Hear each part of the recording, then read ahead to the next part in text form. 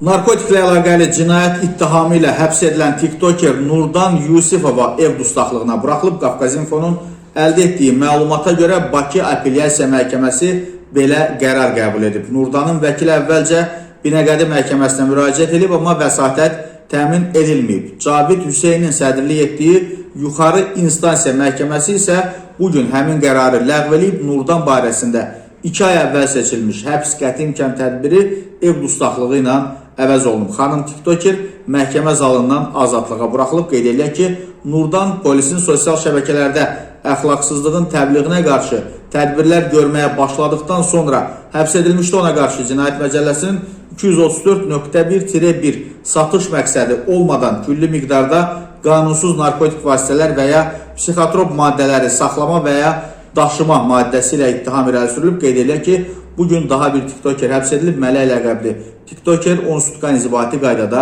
həbs olunub.